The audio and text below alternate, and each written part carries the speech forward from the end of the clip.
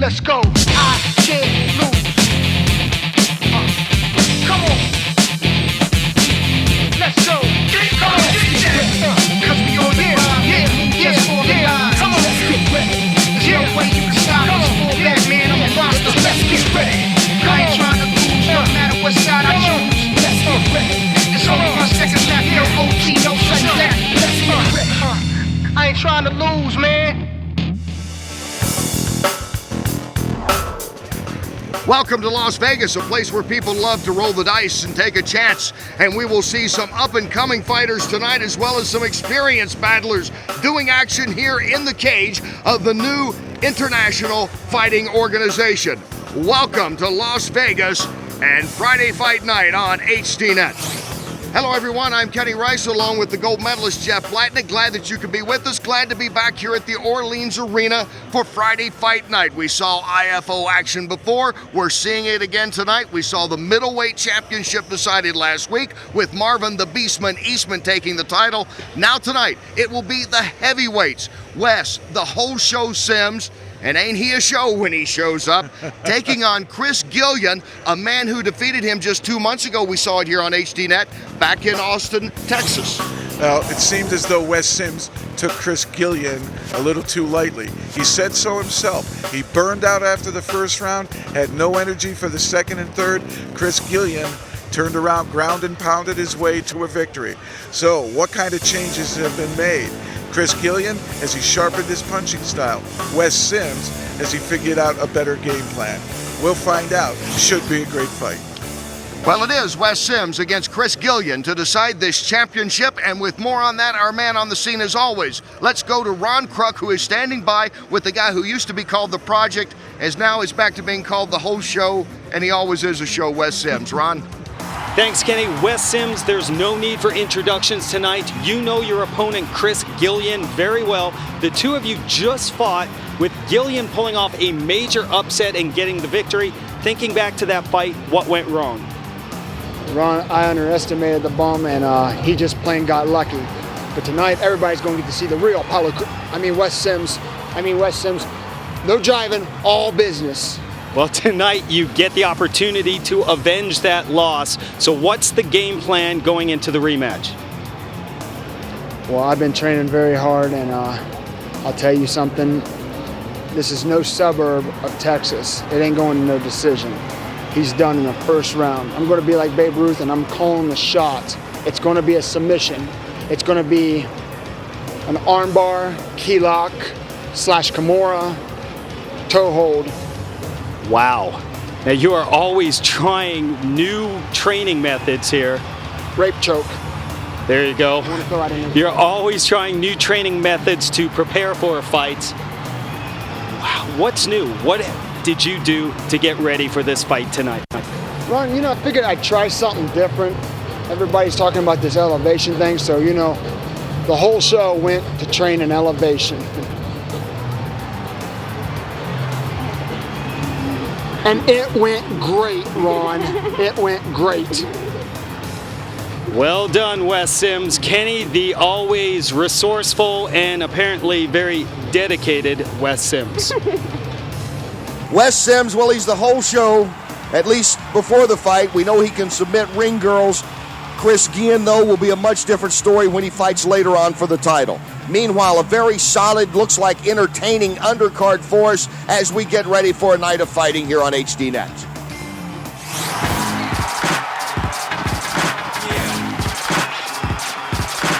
Dan Molina fights out of the powerhouse Ken Shamrock's Lion's Den. He's coming off a big victory here just 3 weeks ago in Las Vegas.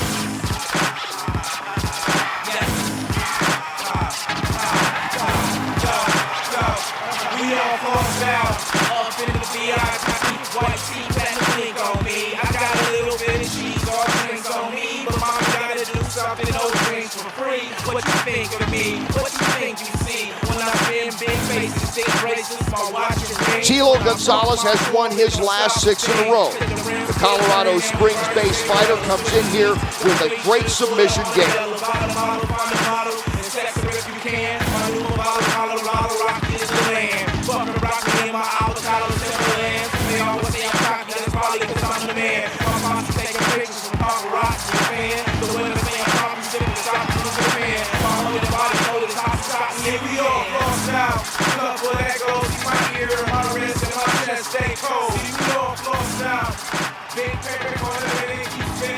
And we look now at the tail of the tape, Chilo Gonzalez and Dan Molina. Molina coming off that big victory. His record at 8-7 is a little deceptive. He's had some very tough fights. Ladies and gentlemen, this next fight is scheduled for 3 5-minute rounds in the IFO middleweight division. First, fighting out of the corner to my left, this man is a shoot fighter. He stands 5 feet 11 inches tall and weighed in tonight at 183 pounds with a professional record of 8 wins and 7 losses. Fighting out of Reno, Nevada, please welcome Dan the He-Man Molina. And his opponent, this man is a wrestler. He stands 6 feet 1 inch tall, weighed in tonight at 185 pounds, with a professional record of 25 wins and 7 losses. Fighting out of Colorado Springs, Colorado, please welcome Chilo Gonzalez. And when the action begins, your referee is Dave Hagan. All right, gentlemen, we already talked about the rules. Want a good, clean fight? Protect yourselves at all times and obey the commands. Touch them up, go back to your corner, come out fighting. As you look at Chilo Gonzalez, record of 25-7, this amounts to a lot of fights in 4 years. He's looking at Dan Molina right there, 8-7, coming off a victory in the International Fight League. He was able to get a first-round submission win over Seth Baczynski. For Ken Shamrock, he fights out of the Lion's Den, moved to Reno from Georgia a few years ago to train with Shamrock. Round 1 is underway, and Gonzalez is on the attack. And there was another low blow. Another knee low blow. That quickly, inadvertent, the crowd is upset about it. Dan Molina's hurting, and Gonzalez is frustrated right now. He wants to obviously get this fight on. We take another look at it. Right from a straight clinch, left, right square, low. Gonzalez is 3 inches taller than Molina. Gives him a reach advantage, but when you really look at these two fighters, they are very similar. Decent hands, both submission specialists. And the one has got heel hook, rear naked choke. Gonzalez, rear naked choke, arm bar, knee bars. These are all wins, submission wins, so they got a variety. Well, Gonzalez wants to keep this fight going. He had a no contest in the last year. He has won 6 straight. One fight was stopped because of low blows. Now it's Molina coming out and working on the side. We'll see the wrestling game of Dan Molina here. He's got a tight headlock and he just got swept. Stayed to the side too long. He is now mounted. Gonzalez moving in. Boy, look at these two go. And they will literally work from head to toe. Look at Molina. Molina trying to end it on Gonzalez. Just twisting the ankle pretty good there is Molina. Molina recently, he's won by heel hook. He's won by leg bar. He's trying to do it here. Meanwhile, look at the other end. Now, Gonzalez going to work as well on Molina.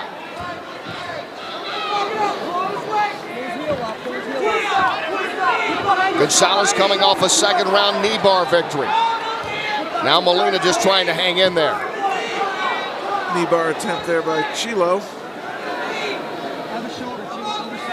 And Gonzalez taking advantage now of that height, even there on the ground. He is stretched out full, and Molina is trying to lean forward.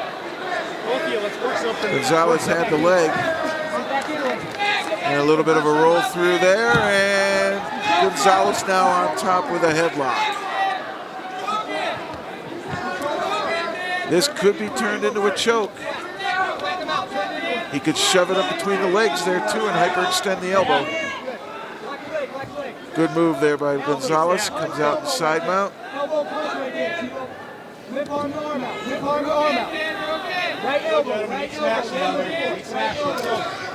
Chilo Gonzalez not able to get punches in right now. Now he's trying to come in, and there he's effective as he moves into the full mount. And there's the ground and pound of Gonzalez. Molina trying to spin out of it and turns his back to him. And now Molina's trying to work down a Kimura perhaps, and that's short-lived, but at least he's able to sweep around. That's called hand control. Able to get that arm, keep it out in front, balance stayed out in front, able to sweep it. Molina with experience in the WEC, the IFL, has some tough losses, better than that 8-7 record would indicate. And immediately, Molina again going after the leg of Gonzalez.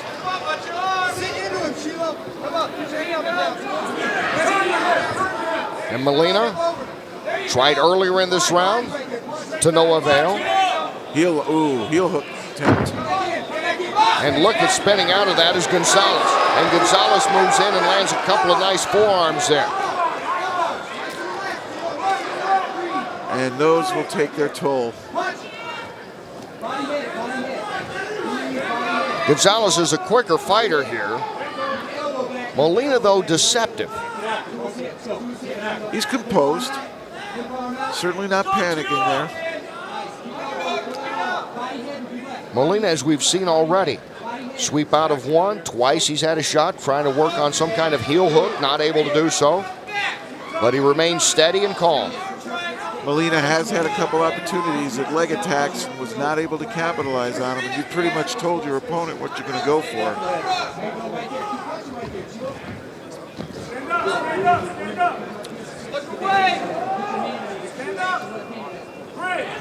These athletes now, they just crawl with their feet. There's no rule against your feet going up on the fence. Gets his left knee in there to create some space. Got a short left in. Chilo Gonzalez on top. In a north-south position right now, and he's got to be careful. Both fighters, they both are very good at working literally from head to toe, and there's Molina now moving in on the side. Chilo's corner told him, hey, there's a key lock right there, and he stopped what he was doing to reach for the arm. He gets swept. And now Molina moves into a full mount, and it's Molina going with the ground and pound game. He's turned it around here. Damn Molina. He's getting his chance. And he gets swept because his arm is trapped. And Gonzalez comes right back over at the end of the first round. Very entertaining. Gonzalez and Molina. We saw their wrestling skills. Takedowns, sweeps, ground and pound, and attempts at heel hooks. That kind of sums up their careers right there, encapsulated in that first round. It really does. They both like those kinds of attacks. Both had their opportunities, neither able to put the other away. All right, you got to keep working. Stay on top. Hey, you get on top, elbow. Double, you need a double underhooks, take him down. I was shocked that last sweep by Gonzalez. Molina got on top and he put his right arm into an underhook position, which means he can be trapped against his body. It's no longer a post. He got swept. That was a nice move by Gonzalez. Molina here with a couple of his teammates from the IFL, including Tiger White here, Roy Nelson in the corner. Let's go to Ron right now. Ron? Thanks, Kenny. UFC veteran Tiger White in the corner of Dan Molina. Talk about Dan's performance so far. Dan's doing a good job of holding him off. I think Chilo has a problem with making it to the second and third round. As long as Dan can hold him out, Dan can beat him. Dan might not have the most impressive record, but this kid has a ton of potential, doesn't he? Dan's the man. Dan the He-Man. You know, you can't dispute the name. Thanks, Tiger. Kenny, back to you. Thank you. Thanks, Ron. Certainly Vernon Tiger White, his experience in the cage. And he was there at the weigh-in yesterday, is helping coach Dan Molina here, 23 years old, who came in from Roseville, California, and started fighting in the Lion's Den of Ken Shamrock about 3 years ago. Stop the knee. You're okay. You got the fist there. Turns. Action here in round two. On top right now is Chilo Gonzalez. And Molina underneath him now. No longer in danger of getting struck, but he's got to worry about his legs. As we've talked about before, Molina and Gonzalez both have been successful heel hooks, knee bars in picking up victories in their career.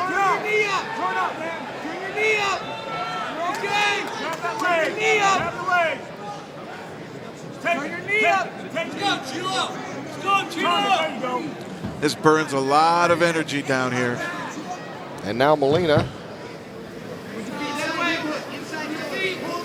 is trying to get his heel hook in there. Trying to go to work. Look at Molina now. Rolling through, taking the pressure off. Now Molina was here before, but just couldn't finish. And he's not going to be able to finish getting smacked in the head. Contorting around there to get out of it, Chilo Gonzalez. And now Gonzalez is delivering some forearms. Those might have been the best strikes of the night right there. That one elbow in particular. Definitely, Molina felt those. And there's another sweep. But there's Molina again with the sweep and getting in the punches.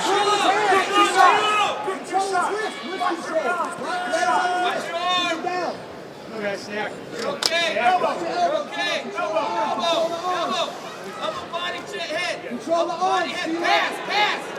Control the arm. And Molina now comes in on the side and will try to work. And you wonder now if the scouting of Gonzalez, Molina's corner said he fades, and it looks as though he's tired right now. Arms are separated. Molina's conditioning perhaps paying off. Sprawled out on the ground is Chilo Gonzalez, and Dan Molina is going to work. Nice bridge by Gonzalez. Nice roll through by Molina. This is great. Well, Gonzalez certainly got a big gulp of second wind, didn't he? It's amazing what pain can do for you in terms of getting some energy to get out of it. Now Gonzalez going to work as Molina is against the cage, right against the fence area there. This is a flip a coin fight so far here in the second round. I agree with what this corner's telling him. Here he's trying to come out. He's got the underhook, turns to face. Nice single. And finishes on top again. Let's see if he can stay here for the rest of the round. Put Molina back in this. Molina certainly getting more punches in here in this second round. Gonzalez early on in the round. Molina is closing out strong. Triangle. Now let's see if Gonzalez can get the triangle in. He's trying a heel hook. He's trying a knee bar. Needs to keep the weight straight over the head. Stack him, take the pressure off that choke. He stays down here. He's choking out. Gonzalez trying to get that vice-like. He's got it. Choke in there. Armbar now. Now he'll work another punch. The versatility here of Gonzalez. Molina in trouble. Gonzalez trying for the armbar to end it here in the second round. Look at that. I don't know if he can extend the arm anymore. Look at Gonzalez pulling away at Dan Molina's right arm. Seconds to go here in the round. This may save it. That's good points here for Gonzalez. And Molina survives. Wow, what a fight. Chilo Gonzalez all out, trying to get the armbar in the final seconds of the second round, but they will fight on into the third. And Chilo is barely able to get back to his corner. He put everything into that armbar. If you just flipped in to Dan, you would say, hey, look at Gonzalez. He must be losing the fight. The guy that almost got the submission win. Now that just goes to show you, but I think Molina, looking at this in the corner, has got to feel confident coming out in the third period. Tremendous strikes right there. Best of the fight thus far. Great elbows. Now here's Molina.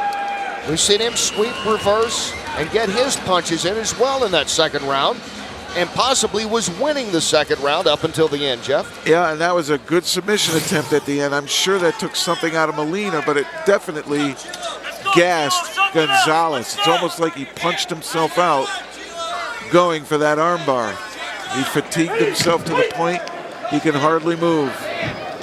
And now as we start the third and final round, Molina with the takedown of Gonzalez. And look at it, it's right up the body and beating on him. It's as though Gonzalez is done. And look at Molina. Maybe the conditioning's paying off. They think he's in better condition. That's and he is. He's won the fight. Dan Molina ends it here early in the third. Dan Molina picking up the victory over Chilo Gonzalez. His corner called it. They played the conditioning game. The ultimate submission. Molina coming out of that very tough, that legendary Ken Shamrock's Lion Den. And you come out of there, you're in shape to go the distance. And here early in the third round, Molina wins it on a TKO of Chilo Gonzalez. Then another look at it. Nice double leg, head in the middle, can't really grab a guillotine choke. And right there, you could almost sense Gonzalez knew it was over. And right away, Molina moves up the body. He'll get the knee, trapping the arm, and now it's just a matter of raining blows down. They're not the sharpest of punches, but they add up, and the referee, seeing no defense from Gonzalez, ends the fight with a TKO. Big win now for Dan Molina. Molina on a roll. He has won 4 of his last 6 fights, including back-to-back victories here in Las Vegas. He won 3 weeks ago in an International Fight League event. And now here in the IFO, he picks up the win. Now let's go to Sonny Franco with the official time of that victory here in the third round for Molina.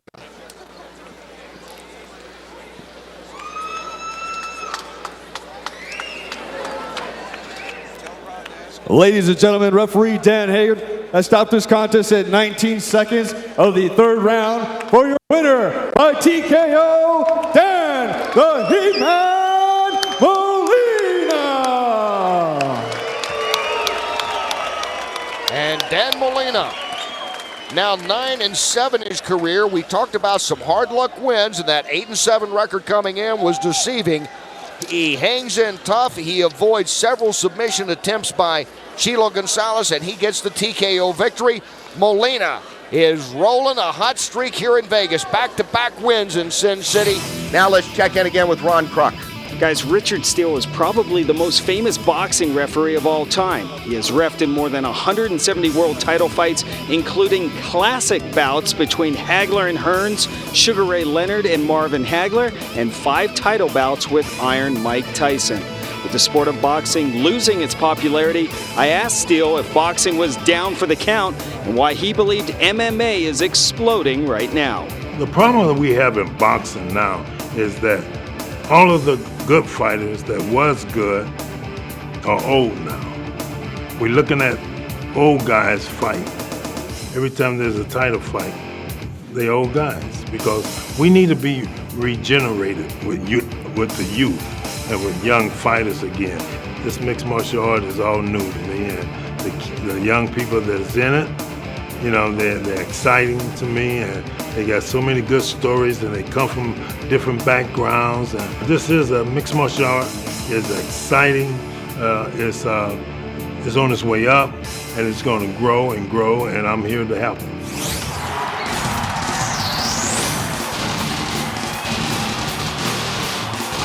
Talon Hofman is the youngster from Bend, Oregon. He is a state wrestling legend in Oregon, having won 4 state titles.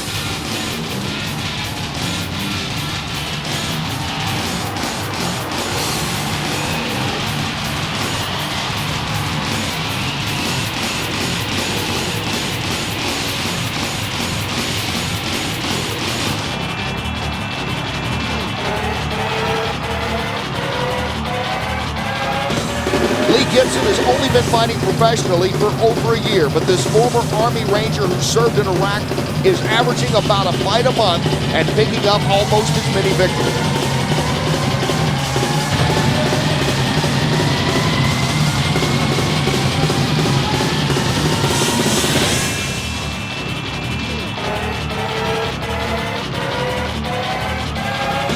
Taking a look at the tail of the tape, Lee Gibson and Talon Hofman. Hofman is the leaner of the two. Gibson is very solid it looks like he might actually weigh more than the 155 pounds that he's listed at. This next contest is scheduled for 3 5-minute rounds in the IFO lightweight division.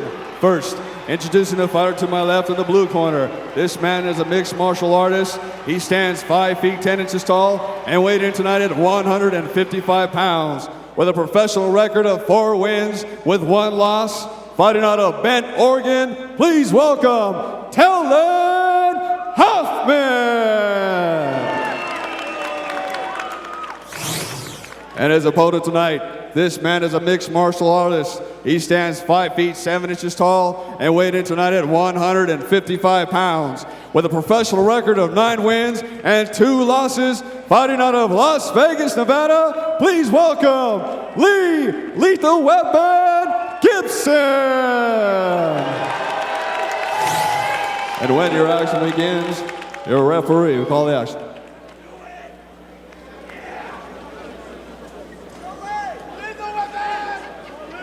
All right, gentlemen, we already talked about the rules. Want a good, clean fight? Protect yourselves at all times. Don't obey my commands. Any questions? Touch them up, go back to your corners, come out fighting. As you look at Lee Gibson, former Army Ranger, served in Iraq. He turned pro just over a year ago, and there is the youngster from Oregon, Talon Hofman. Watch out for Hofman. This kid has got a great wrestling background. A 4-time Oregon State champion in high school. Trained with Desert Dogs, JT Taylor. But he is young. JT Taylor here with him in his corner as round 1's underway. Scheduled for 3 5-minute rounds, and there's some punching early from Hofman. Hofman 4-1 in his career. Lee Gibson turned pro just over a year ago. He's right at a fight a month. This is his 12th pro fight, and taking it to the ground is Hofman with that powerful slam.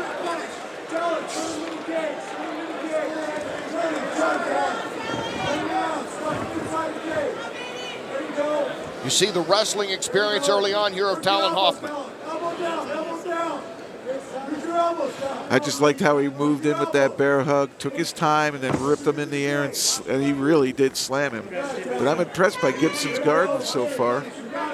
Doing a nice job of tying him up, not letting those arms free to strike with. And that's the challenge for a young wrestler, is to get beyond what you're used to and learn the new stuff, and you got to swallow your pride.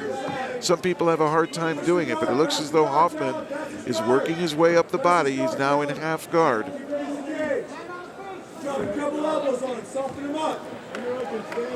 Here from the corner of Talon Hofman, throw a couple elbows in there, see what'll work. And standing up now is Lee Gibson. Wow, that was a power move. He set it up nice from that half guard, got the underhook in, was able to leverage himself to his feet. But Hofman's in deep again. Hofman, there's the knee.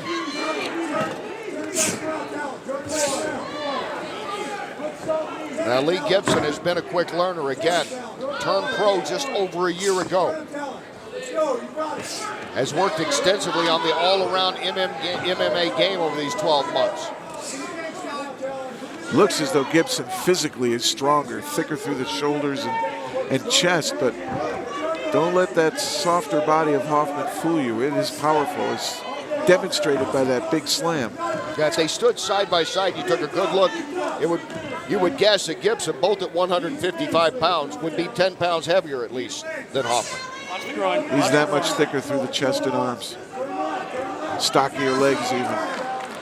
And I'll tell you what, Gibson isn't backing away from anything. Nice knees to the thighs of Hofman. Hofman, the counter, does have a 3-inch height advantage and a slight reach advantage over Gibson. But Gibson staying in close, it doesn't matter at this stage. Headlock attempt, and Gibson doing a great job at stuffing that.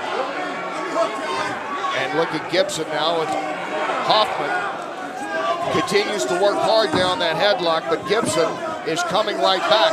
And Gibson appears to be a stronger fighter right now. And he's in full side mount. He's going to try to posture up.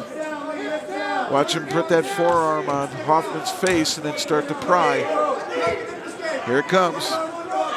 Gibson now pushing down with that forearm, just as you called it, Jeff. And there's another punch by Gibson as he continues to work to the midsection of Hofman. And an underhook by Hofman gets him to his feet. Both these athletes slippery on the ground, able to get back to the standing position. Hofman throwing a knee and then receiving another punch to the side. And that was pure wrestling ability. Instead of that being a guillotine choke, Hofman almost turned it into a duck under takedown. Lee Gibson now trying for the takedown. No such luck right there. And I think the power right now of Gibson is starting to take a little bit of a toll on Hofman. And again, when Gibson stays in close like this, indicates the reach advantage that Hofman has. And Gibson not able to land a couple of these big punches here, but certainly is trying in this first round. That was a nice left hook. And he continues to work to the body of Hofman, continues to slip shots in there as well. And I like the distance. He's not from the outside anymore. He is clinching and keeping it in tight. And that right hand drops uppercut there, and Hofman felt it. Lee Gibson has turned the tide here in the first round. That was a dive shot, purely reactionary, desperate to try to save himself. Watch the knees. Gibson taking control of this fight here in the first round. And Hofman, as he goes to his back, eats a forearm as well. Look at Gibson. Gibson is up. Tries to jump in with the Superman on Hofman. And there's the end of the first round. Entertaining first round. Boy, there was some good action. Lee Gibson, the Iraqi war veteran, the former Army Ranger, taking charge over the youngster from Oregon as we take a look at the takedown here in the first round. The early one there, just a straight barrel hook, ripped him up and then drops him for a nice slam. That was Hofman early. Now here comes Gibson back. Good left, nice follow-up with the straight right. And he really did control the action from that clinch position, scoring well. I don't know about you, Kenny, but if I had my life in the line in Iraq, I'm certainly not fearful of a fight. Especially when, you're trained and it's equal. You don't have to worry about booby traps. And there you see Talon Hofman. We talked about what a great wrestler he was in the state of Oregon. And he looks like a mere kid out there right now against Lee Gibson. There is a 9-year difference in age. 31 to 22. And Gibson looks like a more experienced fighter, even though he hasn't had that many more attempts in the cage. No, but I like how he stays within himself. He knows what he's good at, and he just keeps getting into those positions where he feels he can score. Let's go to the Hofman corner now as we start the second round. Ron Crooks standing by. Ron?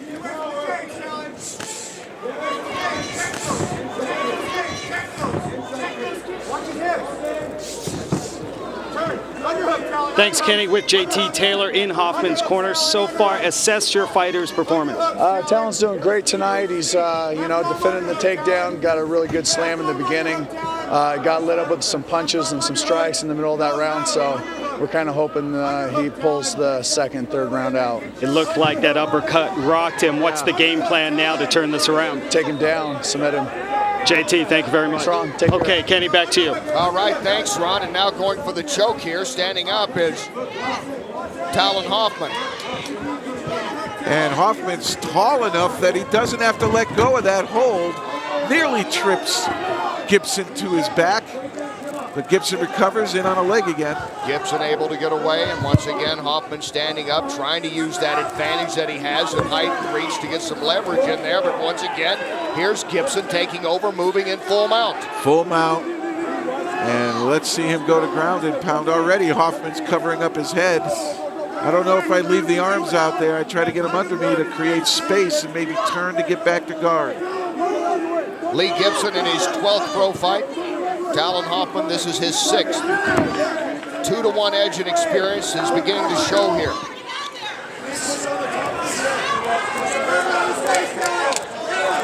Well, here's the game. Yeah, if he tries to come up too much, the bottom man will move. If the weight gets over the head, you get bucked off. But when you find the right distance and you jam your knees under those armpits, dig the heels in, you can start raining, and here it comes. And Gibson continues to go to work. Coming into this, Hofman with all that high school wrestling experience, the state championships, it looked like it might be a more even fight. Now he turns his back to Gibson. Not a good place to be. Lee Gibson with a chance to wrap this up. And Dave Hagan is warning, the referee Dave Hagan warning Talon Hofman, you've got to start doing some work. He may call this fight, and he does. And it's Lee Gibson, strong throughout, wrapping it up here in the second round to run his record to 10-2. Impressive, powerful, confident, very composed, and I really think he knows his limitations. He didn't get himself in any trouble. Very workmanlike. I got him, Andy. And let's take a look now as it wraps up here. Talon Hofman giving his back up right there, Jeff. Never a good position for a fighter to be in. He's taken some blows here already to the face. And the referee was just yelling at him, improve your position or I'm going to call it. And he never did improve his position. He did not do anything to try to improve other than roll. And that is not enough. You are not defending yourself. And Lee Gibson, again, we said he's averaged a fight a month. Just over a year ago, he turned pro. This was his 12th fight, picks up his 10th victory, and looked very impressive. The former Iraqi War veteran, an Army Ranger, here before the home crowd in Las Vegas, getting the win. As you look at Talon Hofman, talented youngster coming down from Bend, Oregon for this fight, but he just could not handle a stronger opponent in Lee Gibson. Let's get the official time on that TKO victory. Back to the ring and Sonny Franco.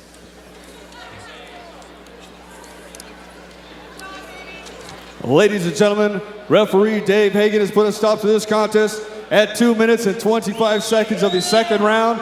For your winner by TKO, Lethal Lee Gibson. Lee Gibson picking up the victory and getting a product endorsement all in one evening here. That's so Las Vegas. Now let's check in again with Ron Kruk. Thanks, Kenny, with a very special guest, Carrot Top. Oh, dude, how you doing? This is nice. My first cage fight. This is fun. That wasn't in one. This is the first time to watch one. Really? I've thrown in the cage a few times, and I brought my guns with me tonight. Yeah. Well, obviously, looking at you, it looks like you've been in the cage all your life. TV ad's 10 pounds. Oh, I know that. That's why I always wanted to be in porn, by the way. For that same reason. Well, you got a big, it's 10 pounds, television. Is it hot enough here for you, by the way? No. Could you turn up the heat a little bit? Fake plants died at the house. Just everything is dead. I got in the hot tub to cool off. It's crazy. It's like 210 degrees. It is crazy. Now, what about heat? It is a dry heat. Well put. Do you have a favorite fighter? Are you a big fan of mixed martial arts? No, I've watched a little bit of it. In fact, I'm starting to get in. That's why I'm here tonight. I got invited, and I've actually slowly gotten into it. It's a sport that's really growing, and it's so like unique in its own. I mean, it's not like the regular boxing. It's all the elements that are added to it that really become. It's almost like frightening. You're watching, you're like, God, this is really intense. This is like a real fight. So yeah, I'm slowly getting into it more and more. That's why I came down. Last question. Sure. Is there any chance that we might get you in the cage? I don't know. Come on. I'll go with her. We'll just make out and stuff, but I'm not getting in a fight. No. Smart man. Me either. Tumble around with her, but that's about it. I can take the camera, man. Come on, man. Carrot Top, enjoy the fight. Right on, my man. Thanks. Right, Y'all be good.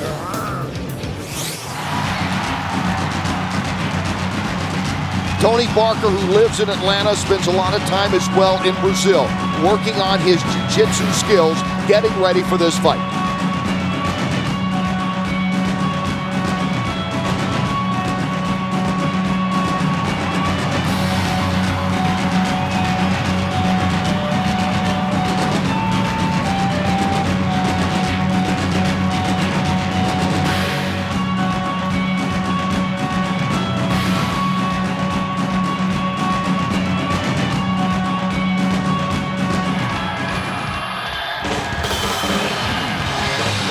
Stinson is a former football star and pole vaulting sensation in high school who decided on a whim he would become a mixed martial artist, and he's been very successful in less than a year.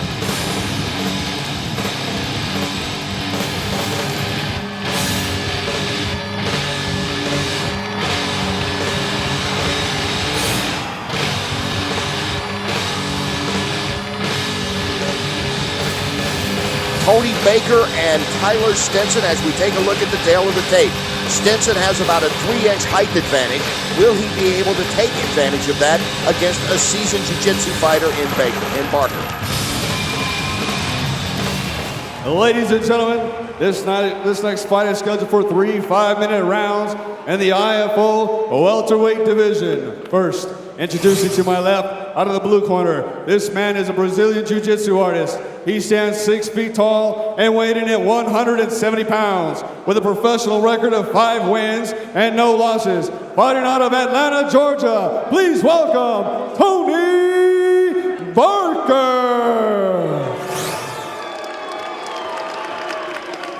And his opponent tonight, this man is a striker and a shoot fighter. He stands 6 feet 3 inches tall, weighed in tonight at 170 pounds, with a professional record of 6 wins and 2 losses, fighting out of Ark City, Kansas. Please welcome Tyler, the Evolution Stinson. And when the action begins, your referee, Steve Mazzagatti. All right, gentlemen, you know the rules. We all expect a good, clean, fair fight. You need to obey my commands. Protect yourself at all times. Hook them up. Good luck. It's scheduled for 3 5-minute rounds as you take a look at Tyler Stinson from Winfield, Kansas. That's 45 minutes south of Wichita. There's Tony Barker from Atlanta. He's been training in Brazil for this fight. His wife, Lucinda, Brazilian. He's fluent in Portuguese. He spends most of his time in South America. Look for him to be jiu-jitsu. Round 1 is underway. Tyler Stinson, you see the southpaw there. He began his pro career just 1 year ago. And an interesting way he did that as Barker shoots in and tries to get him on the mat early. And he accomplishes it. Oh, Stinson with a great counter to come back up. Stinson is a terrific athlete and has a lot of guts. He was a star high school football player, was a pole vaulter in high school. He went to a friend of his, Mark Jones, and said, hey, I want to get into MMA. I got a fight in a few days. This was July a year ago. They cleared out the garage, put a mat in there and a heavy bag. He trained for 5 days, went out, lost a split decision, and then won 5 of his last 6. And I'm impressed by Barker. He's turning the corner all the way around now. Let's see if he'll go to mount. This by far Stinson's toughest fight. Barker undefeated in his career. Very serious, as you mentioned there, Jeff. He's got the jiu-jitsu background. He continues to train in Brazil as well as in his hometown of Atlanta. Oh, this is tight. And this could end it right here. Yeah, this could end it. He's got the arm folded over, figure 4. He needs to keep the weight coming down at an angle. Tony Barker trying to put it away here in the first round. Steve Mazzagatti, the referee, looking on. Young Tyler Stinson is in a world of trouble here. Well, he got the hook in. That'll take some of the pressure off, but not all of it. As Barker continues. And he gets out. Nice job. Stinson is tough. That's what everyone says. This kid is tough and is fearless in his approach. Now, he's got a decent guard. He's been able to hold Barker off. I wasn't sure whether he had a guard that would be able to stand up to a guy that trains in Brazil, especially at the Black House where Anderson Silva, Vitor Belfort, Minotauro, they're all out of there. Big names in Brazilian Jiu-Jitsu and MMA. Stinson able to defend against those punches. And one thing Stinson also has is length. He is long. Look at these legs. They're just wrapping around. Watch for armbar triangle combo. On the tail of the tape, he is 3 inches taller than Barker. Stinson actually on the ground looks much taller than that with those long legs. Yeah, and that also gives him reach for striking, though most of this fight has been clinch or on the ground. Barker, it looked like he had a shot at choking out Stinson. Not the case. Now he gets a forearm in there and tries another one that misses. You wonder if Barker might be a little frustrated as well with the way that the young Tyler Stinson has bounced back. And he's doing it on the ground, which should be Barker's domain. I am interested in Stinson. He's now on the offense throwing elbows. And Stinson is doing his best work now on his back as he is landing some elbows here, and looks like he has stunned Tony Barker. All from those long legs, keeping distance in that guard.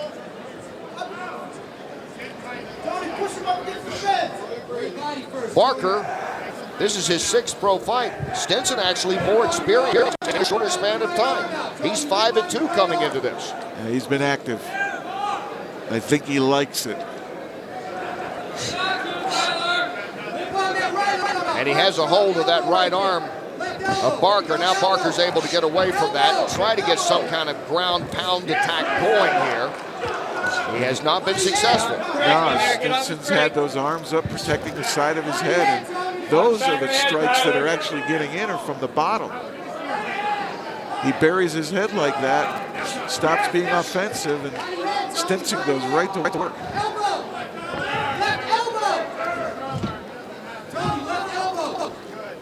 You see the Barker corner telling him, use your elbow.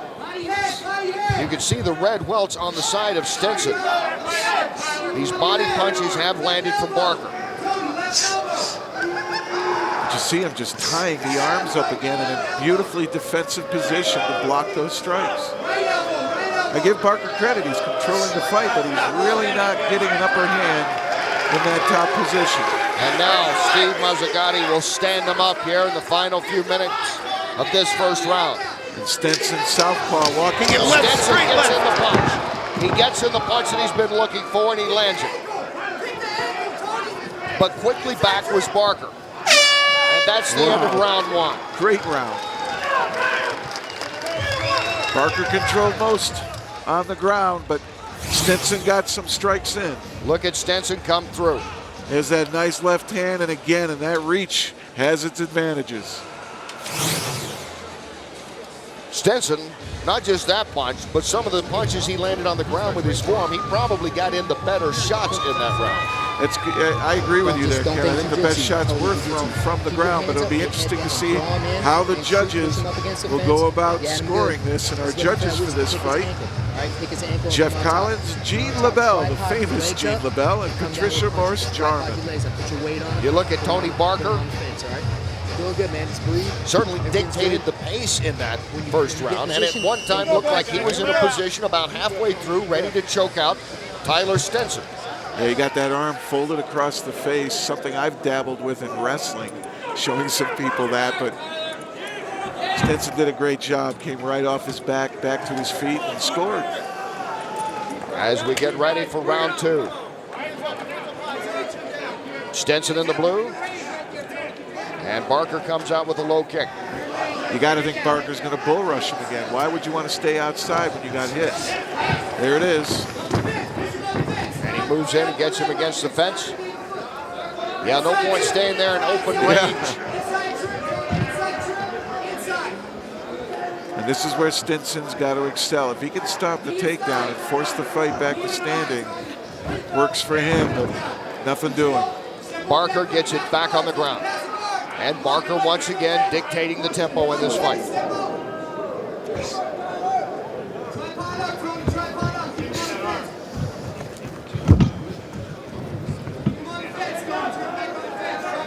Just those long legs keep stretching him out. He's afraid to posture up. You wonder, as this fight progresses, how the judges, though, what credit they will give Stinson when he's able to get some of those forearms in from the back. Now this is how you avoid those forearms, is you stay active on top. And as long as Barker's throwing punches, Stinson's not. Tony Barker certainly more active here in the second round than he was in the first round when he was on the ground. Yeah, these are those breaks right there where he puts his head down that he got into trouble. He also puts that underhook in, and you can see Stinson wrapping his left arm around that right arm of Barker's, and he's not letting it go, which essentially makes Barker one-armed. Now Barker again continues to do work to the rib area of Tyler Stinson. As you can see some redness there on that left side. Stinson's taken several shots to that area. A much better active Barker here.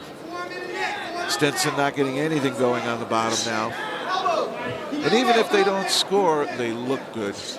And in these first 2 minutes of this round, Tony Barker is looking real good. You get the sense talking to these guys, certainly with the youthful enthusiasm of Tyler Stinson, that Tony Barker is a more seasoned fighter when actually he has not fought as many pro fights as Stinson. But he's very dedicated and disciplined, not that Stinson isn't, but he has almost a scholarly approach to it all. As Stinson reaches out with that right jab.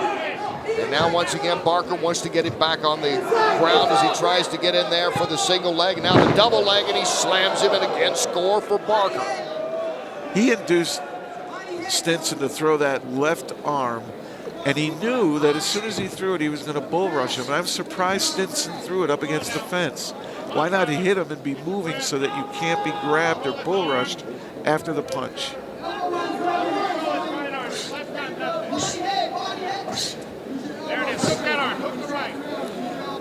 Much more active Barker. He's not just laying there giving Stinson a chance to start to open up at all.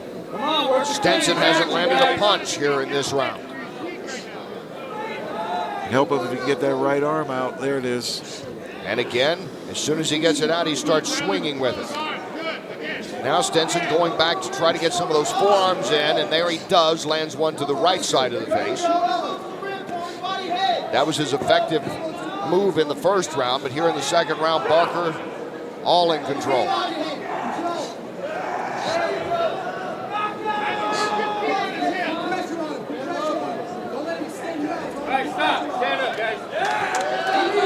Now referee Steve Mazzagatti says, let's get this back up. I think it's a good call. And again, there's that straight left.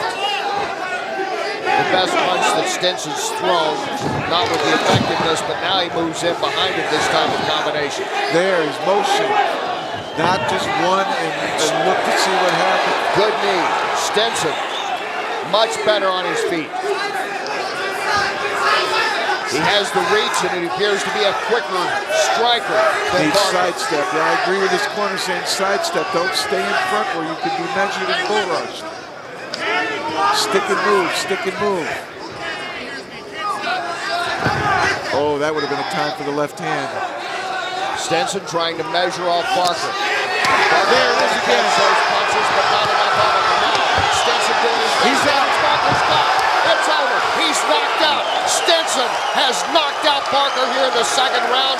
He is out. Stinson has won it. What a turnaround. You saw the left hand land early, and Barker didn't bull rush him. He stayed outside, and he paid the price. Stinson had him measured. 2, 3 of those left hands definitely hit flush. He was out on his feet. You don't see a lot of flat-out knockouts. A lot of TKOs stopped by punches, but this is a straight-out, where am I, what is the area code, and what day is it kind of punch. Yeah, that left hook there at the end, you could see he was a little bit dazed. Tries the shot, here's the knee, comes up, bang, left hand. Then he measures him out, and boy, he follows through. There was the knee, there's the left hand, and now he comes through now. Comes the left. There was a good one, and then that one there, and he's out right there. And falls like the tree. Stinson, powerful left hand. And there you see Tony Barker being helped to his corner. Remember the name, 21-year-old Tyler Stinson. Just over a year ago, he told a friend of his, Mark Jones, because Jones had experience as a boxer, used to be a sparring partner with one Tommy Morrison, among others, said, hey, I got this MMA fight coming up in a few days. Can you help me? Let's clear out the garage, put up the heavy bag in the mat. I think I can do it.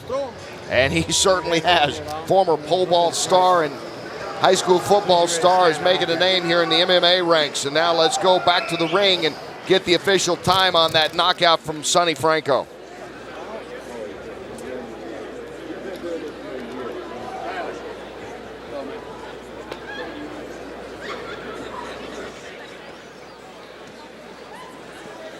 Ladies and gentlemen, referee Steve Mazzacati has put a stop to this contest at 4 minutes and 45 seconds of the second round. For your winner by TKO, Tyler the Evolution Stinson! No doubt Tyler Stinson won that fight, obviously. I will question anyone that calls that a TKO. I was impressed. Those long arms and the power behind That's a him. knockout. He is. He's a dangerous fighter. What TKO? It's a knockout. And with the guy who got the victory, let's go to Ron Kruk. All right, not bad for a former pole vaulter, Tyler Stinson. Your opponent really controlled that first round, but you were able to weather the storm and then took control in the second. Talk about this fight. This is definitely the hardest fight I've ever had. Been working the last 2 weeks. You know, I got this fight on about 2 weeks' notice, and I hadn't gotten taken down in training for 2 weeks, and then, you know, he was taking me down at will. So, I mean, he's definitely a very talented fighter, and I knew I just had to get out of there as soon as possible. Well, it was one hell of a knockout, and I know that you want to see this replay, so let's take a look. Talk us through how you finished it off. Well, my corner was saying I was getting too close to him, and I wasn't using my reach, and so when I had him against the cage, you know, I just kind of kept my distance, tried to pick my shots, and once the left landed, I just came with a bunch of other punches. Well, absolutely, that was the exclamation point to this fight, and there it is. That's all she wrote. Tyler, congratulations on a huge victory. Thank you. Thank you very much. All right, Kenny, back to you at cage side. Thanks, Ron. What a strong performance for the young man from Winfield, Kansas. Remember the name, Tyler Stinson. He's been fighting as a pro for just a year, and he runs his record to 6-2 with a convincing knockout here of Tony Barker, handing Barker his first defeat. We get ready now for the heavyweight fight. It is a rematch between Chris Guillen, who won just 2 months ago over Wes Sims. Sims, meanwhile, has had a fight since then, and it's been a victory. He thinks that's got him back on track.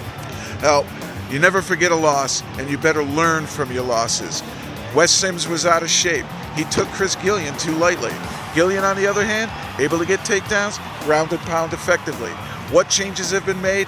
What did they do to tweak their styles? We're going to find out. Well, we'll find out for sure, because we saw earlier in the interview that he did with Ron Kruk. I mean, he's still yucking it up, Wes Sims. He's always a fun guy to hang out with, but you have to think at some time he has to come up with a big victory to remain a feature player.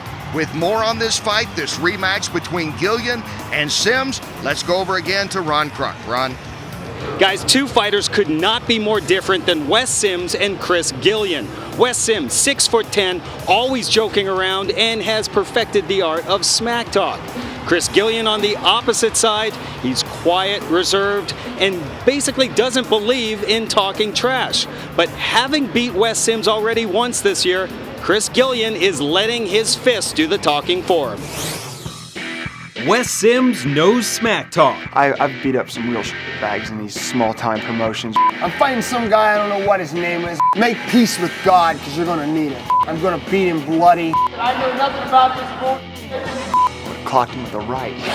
That's what I really would have done. No, you don't edit that. Keep that. That's what you want to put on television. Chris Guillen knows how to silence it. Rip on the head down. Oh, a right hand! A right hand! Ian caught him off guard! In their first bout, Guillen survived the scare early and had enough left in the tank to pull off the major upset. In the first round, I think he was going for a shot or he was trying to close the distance, and I locked up a guillotine, had his arm in there. He caught me in a standing guillotine chokehold almost, and he was, arguably within an inch of pulling it off. And shoved him up against the cage. But I was just barely tall enough and standing on my tippy toes enough to keep from it getting too tight. The problem was I didn't have it completely under his neck, and the guy, to that guy's credit, I mean, he just held on. I got up on the fence and I caught him with an overhand right to the temple, and that dropped him down. And then from there, I got in his guard and was able to, I pretty much just threw shots at every opportunity. I had the hype coming in, and took him lightly. And true Hammer House fashion, after 2-minute mark, I thought, oh man, I haven't put him away yet. This is going to be a long night. And it was. Having triumphed in a fight nobody gave him a chance to win, Chris Guillen is taking the same approach in the rematch. My game plan is almost the same. I'm going to try the same strategies. I'm going to, get him on the ground and pound. He's not an impressive stand-up fighter to me. I'm confident of a victory, that's for sure, this time around. I'm so confident, I'm pretty sure I'm going to beat him in the first round or early in the second round. And it won't be a decision this time because I don't want to fight for 5 rounds. Although he lost, Sims learned some valuable lessons and won't underestimate his opponent this time. You'll take more out of a loss than you will a win. I did, because there was one thing out of that fight. I went 15 minutes. I haven't went to a decision since my first fight 6 years ago. I plan on just beating the life out of him. He's a nice guy, and I hope that he can go back to work on Monday and everything will be fine. Back in reality, it's going to be a knockout in the first round. Both Guillen and Sims told me that they were not prepared to go the distance in their last fight, and by the time the third round started, they were both gassed out. Kenny looked for both these guys to try to put an end to this fight early tonight. And now we get ready for the IFO World Heavyweight Championship. Here is Chris Guillen. Can be very low-key at times out of Amarillo, Texas, by way of St. George, Utah these days, coming off that victory against Wes Sims. He brings a record of 34-7 into this, and he says no one expects him to fight for a title. He really wasn't thinking about it, but is glad to be here and looking forward to it.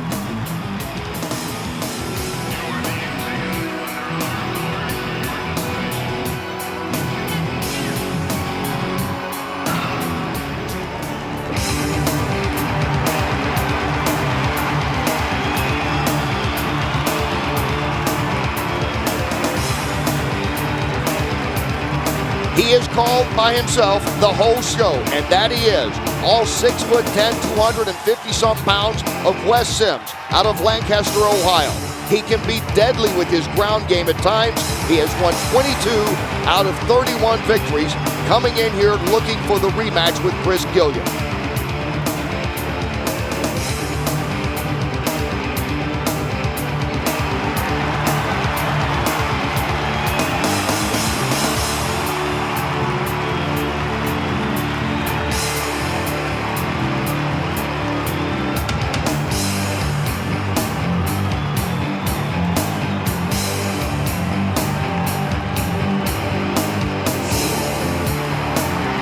And now we get ready for the IFO inaugural heavyweight championship fight.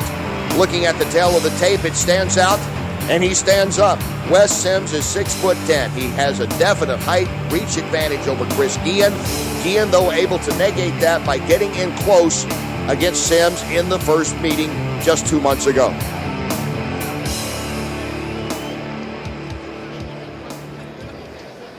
Ladies and gentlemen, this is the semi-main event of the evening. 5 5-minute rounds in the IFO heavyweight division for the IFO heavyweight championship of the world.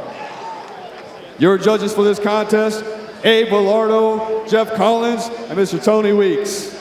And now, ladies and gentlemen, fighting out of the blue corner, this man is a ground and pound fighter. He stands 6 feet tall and weighing in at 238 pounds with a professional record of 34 wins and 7 losses.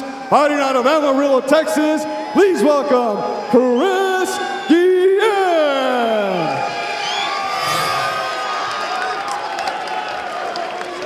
And his opponent fighting out of the red corner. This man is a jiu-jitsu artist. He stands 6 feet 10 inches tall. He weighed in tonight at 244 pounds with a professional record of 22 wins and 9 losses. Fighting out of Lancaster, Ohio, please welcome Wes the Whole Show Sims. And when the action begins, your referee, Mr. Dave Hagan. All right, guys, we already talked about the rules. Want a good, clean fight? Protect yourselves at all times. Obey my commands. Heavyweight championship. Let's look for a tap out or knockout. Touch them up, go back to your corner. International Fighting Organization Heavyweight Championship on the line, and a rematch between Chris Guillen and Wes Sims. The whole show only had one act the last time we saw him in Austin, Texas. That was the first round, but that is only the second time in his career that he ever went the distance. The other time was a loss to Dan Severn back in 2001. Round one is underway for the championship. And Guillen moves in quickly, and Sims tries to get the choke in. Yeah, he's a guillotine choker all the way, and I'm surprised that Guillen stuck his neck under there to start the fight off. Remember, Guillen was also in a similar situation back in the first round 2 months ago in Austin, Texas against Sims. Sims, though, says he's much more serious about his conditioning. Without question, that was Wes Sims' biggest problem. Was after that first round, he was gassed, ground and pound with the rest of the fight, and Guillen doing it again here. Moving up the body, but look for Wes here to go for a submission attempt. Guillen out of Amarillo, Texas, where he had a strong wrestling background. Told us earlier that he has more fights than what's officially listed at 34-7. And he has been fighting since his victory over Sims. Thinks he can stay in close and take away the 9-inch height advantage and the 12 pounds that Sims has in weight on him. He's caught in a triangle. But you wonder here as you see Sims, a lot of leverage to use if Sims is going to choke him out. Wes Sims trying to win the championship here in the first round on Chris Guillen.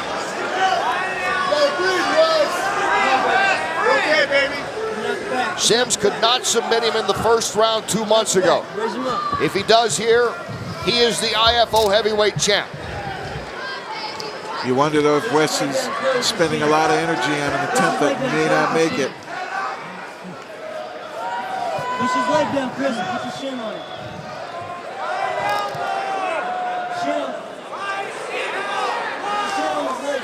Guillen, we've seen him in these situations before. Let's go. Go, Chris, now, go. Start striking here. Wes could be punching right now, hitting the head of Guillen. Guillen still holding in there. And Wes Sims has been working on this triangle for well over a minute. He ran out of gas in that first fight in the first round by working for over a minute trying to get a guillotine that did not come to fruition.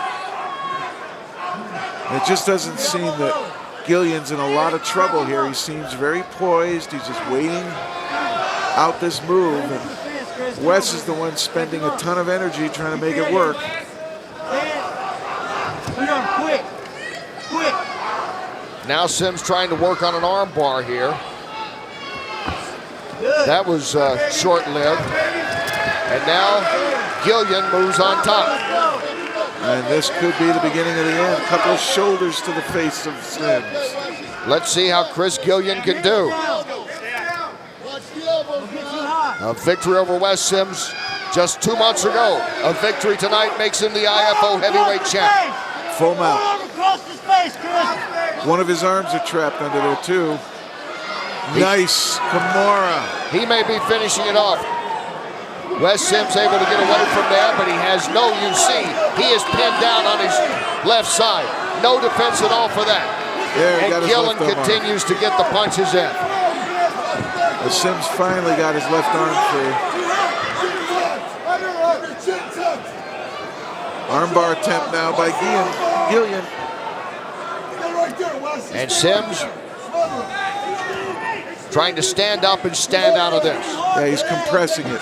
He's not allowing Guillen to extend his legs and put the pressure to the elbow. Comes back on top and in a good position to strike. And Wes Sims is doing so under a minute to go here in this first round of the championship.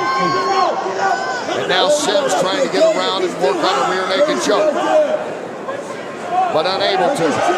Guillen's good with the hand control. Every time he's reached under there, he's grabbing the glove and keeping him from getting it.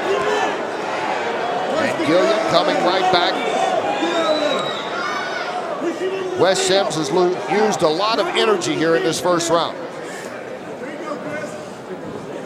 And again, a triangle attempt here.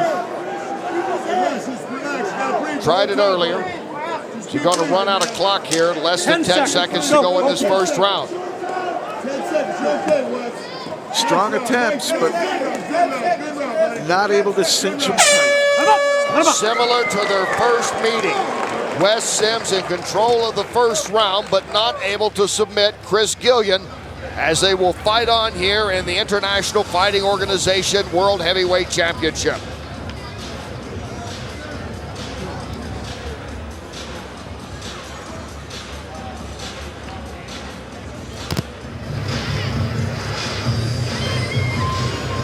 Listen, listen. Suck it up, dude. Suck it up. Stick this guy with some jabs. Find a way to submit him on the ground. Big, you wait for him. Get him in the fucking triangle the right way. You hit him hooked up wrong. Get him in something the right way. Suck it up, dude. Suck it up. Take his face.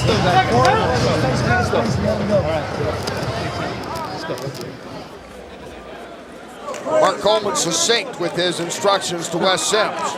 Pretty blunt. Suck it up. You put the triangle on the right way. But Sims is known for his bizarre modified chokes. He goes from any position. As we've seen, not just in this fight, but in his interview earlier with Ron, he is very flamboyant, very accessible, and very likable, Wes Sims. You wonder, though, at what point does he need to come through with a big victory?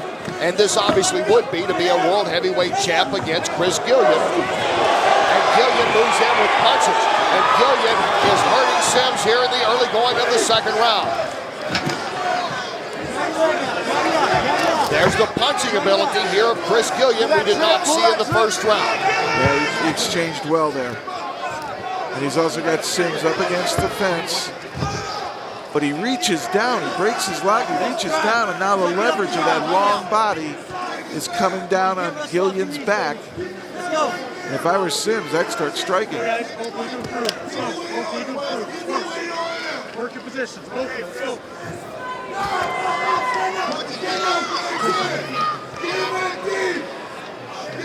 Guillen's got the glove, the left-hand glove of Sims, so he's trying to protect from him locking his hands to choke. There you got a good picture of it. Now he's hanging on to the right one. Sims, who talked about, has been working more on his punching game. You'd think with that leverage that he has, he might try in a stand-up position some against Guillen here. If Sims would just arch and drop his hips down, bring his head up and flatten Guillen, he could start really striking both hands. But by letting his butt come up and bending his knees, that long body isn't producing leverage. Instead, he's expending a lot of energy here, still trying to work on that choke. Chris Guillen turtling up, and it's very tough for Sims to get it in. Tougher even now as he gets up higher to get any kind of punching power in there. Look at him, he's almost giving it up. He did, he went to his back. Now we'll see what Guillen can do on top, working in close on Wes Sims. I like that elbow. Heck with punches, I'd be throwing elbows. Short elbows. There he is, working there. Watch it push down the face of Sims. Sims in a very tough position right now, but he's able to pull away. Working on the arm now is Chris Guillen. Another Kimura attempt to the side, but when he's in line like that, it's hard to really get the full pressure. He's putting on as he listens to Sims. Come on, break it. Hard. He's done. Come on. To his hip. All the way to his hip. You hear Sims. Guillen trying to finish it off here, but Sims is able to hang on. And now the body punches. Chris Guillen getting a nice short left in. And he's very busy. Workman. Short elbows, Chris. Short elbows. But he's busy. Which would sum up the career of Chris Guillen. Not spectacular, very workmanlike, and a man who has racked up a 34-7 record and getting a title shot as he tries in the Kimura again. I don't like you doing that in the guard, Chris. Pass the guard. Let's go. Yes, sir. Another elbow. Go to work, Chris. Go to work, Chris. Chris, again. Breathe, baby. Guillen from Amarillo, Texas, spends time in St. George, Utah now. And now they're going to stand him up. Referee Dave Hagan moving in, saying, let's get back on our feet. We've seen Guillen throw the punches. What about the punching ability of Wes Sims? You think we'll see any of that? He's wanting to get it on the ground all the time. It didn't seem to be impressive when they exchanged earlier. It seemed Guillen got the better of Sims. Round 2 of the championship. I would think the range and length. Look at him. I think he's trying to play possum with Sims. But you would think that length would help him. And here he looks tired again. And once again, shooting one and taking it down is Chris Guillen.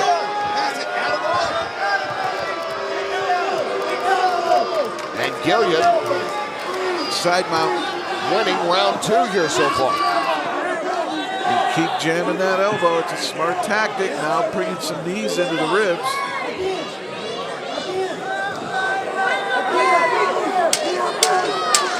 Seconds to go here in round 2. And Guillen gets a few more in for good measure. Trying to impress the judges and inflict a little damage to Wes Sims. And we'll go to the 3rd and final round to decide the international. We'll go to the 3rd round here, the International Fighting Organization Heavyweight Championship. You wonder if they'll be able to continue this for the distance. There you see a replay there of Sims bringing a knee up, but there, just a jab rifles the head of Sims back. And Guillen's been doing a great job in the ground and pound. Wes, it's a doctor. You gotta look in the doctor. Look me in the doctor. Tell me you're okay. Hey, look me in the eyes. Tell me you're okay. Tell me you're okay. Wes, open your eyes and look at me. You ain't going out like this, buddy. Let's go. Wes, just keep fighting. You need to look at me. You just gotta keep fighting, Wes. Let's go. Look at him in the eyes, or else you're gonna stop the damn fight.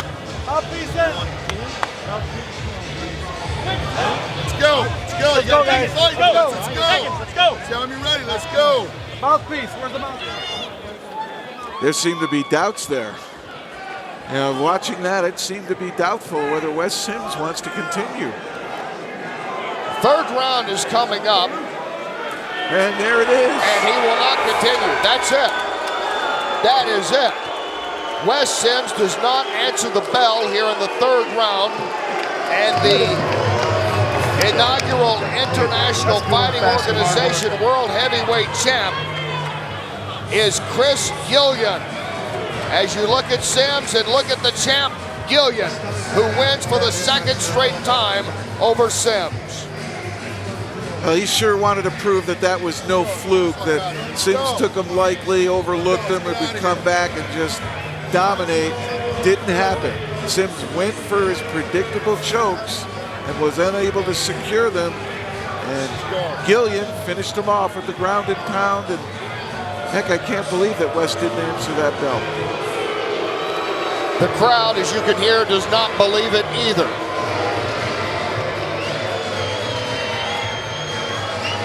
Very vocal crowd here at the Orleans Arena as Wes Sims walks away. And there is the new champ, Chris Guillen.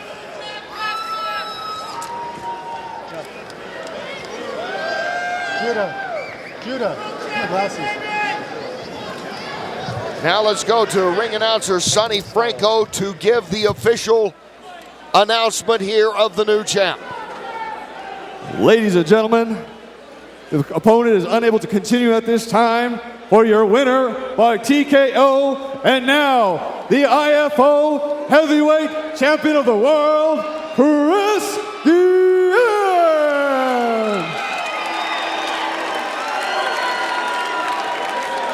Here to present the belts, IFO CEO, President, and Vice President Steve Oceans, Mr. Richard Still, and Mr. John Stahowski.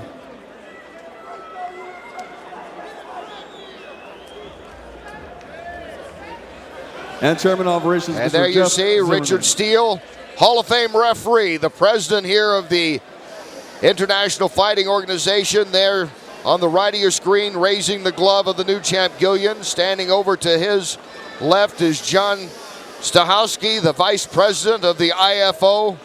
And you talk about fireworks in the steel cage here. We saw them tonight in this heavyweight championship.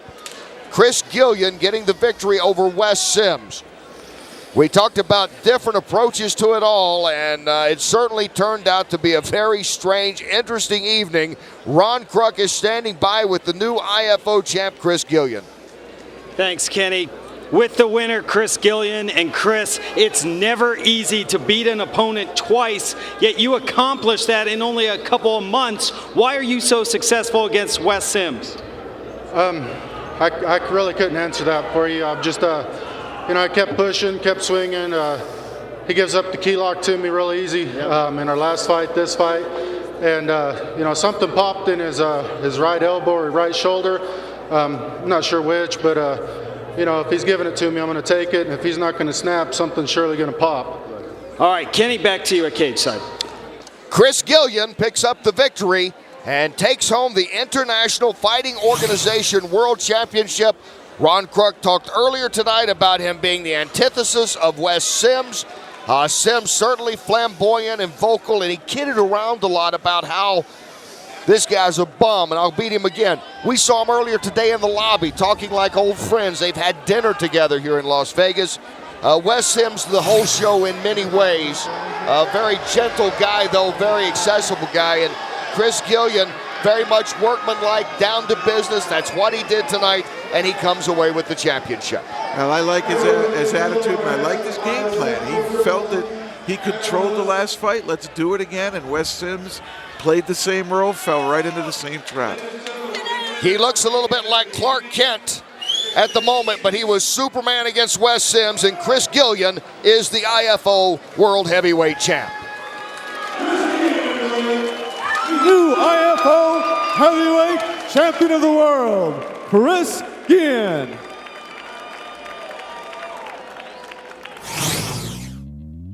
And so for the second time in 2 months, Chris Guillen has defeated Wes Sims, and with this victory, he takes the IFO World Heavyweight belt. Thank you for being with us from the Orleans Arena in Las Vegas for IFO action here on HDNet Friday Fight Night. For our great crew, for Ron Kruk and Jeff Blatnick, I'm Kenny Rice. Thanks for watching, everyone. So long from Vegas.